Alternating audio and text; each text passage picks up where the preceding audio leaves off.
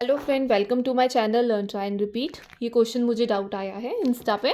इस क्वेश्चन में उन्होंने कहा है Mittal cycle purchase 100 cycle from hero cycle Ludhiana Punjab at the rate 1200 पर cycle plus IGST at the rate 12%.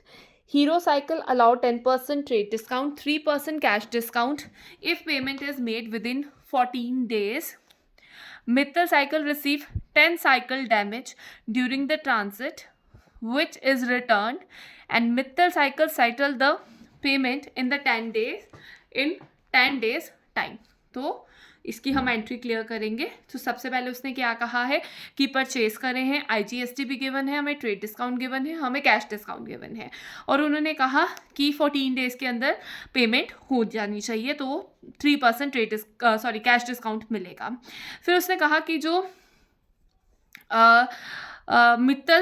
Mittal cycle उन्होंने 10 साइकिल डैमेज रिसीव करे थे जो कि हमने रिटर्न करने हैं, और जो फिर मित्तल साइकिल है उन्होंने पेमेंट विद इन 10 डेज उन्होंने कर दी है। तो 1 बाय 1 हम एंट्रीज को रिकॉर्ड करेंगे। सबसे पहली एंट्री जो हमारी आएगी वो आएगी purchases account debited input IGST account debited to Hero Cycle. So ये हमारी सबसे पहली एंट्री हो जाएगी, ठीक है, क्योंकि हमने उनसे खरीदे हैं। सो हम ये वाली एंट्री डाल देंगे। सो पहले मैं सारी आपको एंट्रीज क्लियर कर देती हूँ। ये हमारी परचेज की एंट्री आ गई जो कि हमने हीरो साइकिल से खरीदा है। फिर उसके बाद हम सेकंड जो एंट्री डालेंगे वो आएगी हमारे पास Hero cycle account debited to, क्योंकि ये हमने परचेज रिटर्न लेनी है। So to purchase return account to input IGST account. So ये हमारी एंट्री हो जाएगी 2। और जो लास्ट थर्ड एंट्री है वो हमारी क्या आएगी, जब हमने उनको पेमेंट करनी है, ठीक है ना, क्योंकि हमने परचेज करा है। तो जब हमने पेमेंट करनी है तो हम डालेंगे Hero cycle account debited to cash account to discount received account. तो ये जो है हमारी एंट्रीज हो जाएंगी। अब हम डिस्कस करने लगे हैं कि हमारे अमाउंट कैसे आएंगे। तो सबसे पहले आपको शॉर्ट में समझाती हूँ, वर्किंग नोट्स में बता रही हूँ कि हमारे अमाउंट्स में कैसे कैसे कैलकुलेशन करनी है। सो हमारा जो अमाउंट है एक साइकिल का वो 1200 है, 1200 है। तो सबसे पहले हमने 12% के ऊपर 10% जो है हमारा ट्रेड डिस्काउंट है वो हमने माइनस कर देना है। तो 1200 पे हमारा 10% आ जाएगा 120। तो 120 में से हम इसको माइनस करेंगे तो हमारे पास आएगा 1080, ठीक है। अब हमने IGST कैलकुलेट करना है। IGST वो हमारा कितना है, वो हमें गिवन है 12%। तो यहाँ पे IGST 12% प्लस होगा। तो मैं IGST निकालने लगी हूँ।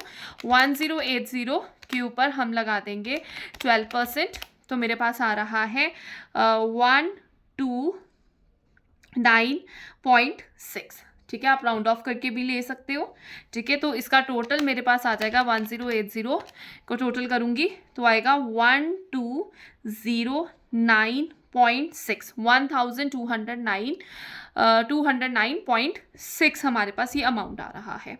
अब हमने एंट्रीज में जो अमाउंट है वो कैसे पोस्ट करना है। तो सबसे पहले आपने परचेजेस के सामने जो अमाउंट पोस्ट करना है, आपने करना है यहाँ पे जो ये आपका अमाउंट है 1080 एक का, और 100 के साथ हमने मल्टीप्लाई करना है क्योंकि हमारे पास 100 साइकिल्स हैं। तो ये हमारे पास आ जाएगा 1080 और साथ में 00, तो इट विल बी 1,08,000, ठीक है। तो ये हमारा अमाउंट आ जाएगा। अब जब हमने IGST का कैलकुलेट करना है तो हमने यहाँ पे GST कैलकुलेट कर लिया था एक साइकिल के ऊपर, दैट इज 129.6। तो हम क्या करेंगे, 129.6 को मल्टीप्लाई करेंगे 100 के साथ। तो उनके साथ मल्टीप्लाई करेंगे तो ये हमारे पास आएगा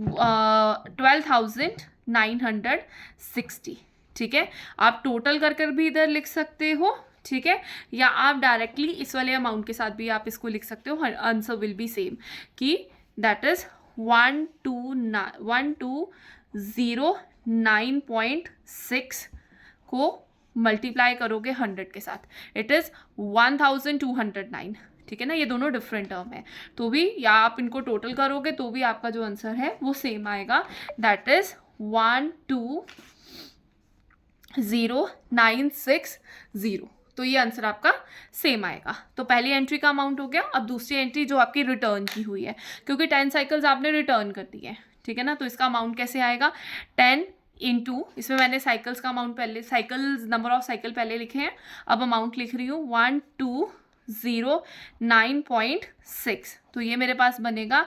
12096, ठीक है, और यहाँ पर जो आपके अमाउंट आएंगे वो आएगा 10 इंटू 1080, और यहाँ पर 10 इंटू 129.6, जो कि हमारा IGST का था, तो ये अमाउंट्स आपके ऐसे आ जाएंगे दोनों, ठीक है, तो ये आपकी रिटर्न की एंट्री कंप्लीट हो गई, ठीक है। अब क्या है, जो हमने पैसे पे करने हैं, ठीक है ना, अब पेमेंट की एंट्री है, और पेमेंट विद इन 10 डेज हो गई है, 14 डेज की उसने लिमिट दी थी और 10 डेज के अंदर आपने पेमेंट कर दी है, तो मतलब हमें क्या मिल रहा है, कैश डिस्काउंट भी मिल रहा है। तो पहले हम टोटल अमाउंट करेंगे, हमारा टोटल 100 के गुड्स थे, तो वो मैं यहाँ पे मेंशन कर रही हूँ, टोटल 100 थे हमारी साइकिल्स, और 10 जो थे वो हमने 100 परचेज करे थे, 10 हमने रिटर्न कर दिए, तो हमारे पास कितने बचे, 90, तो हमें पेमेंट किसकी करनी पड़ेगी, 90 की, तो हम क्या करेंगे, यहाँ पर भी 90 इंटू 1209.6 इसके साथ मल्टीप्लाई कर देंगे, 1209.6 इंटू 90, तो ये आपके पास आ रहा है 10884, ठीक है।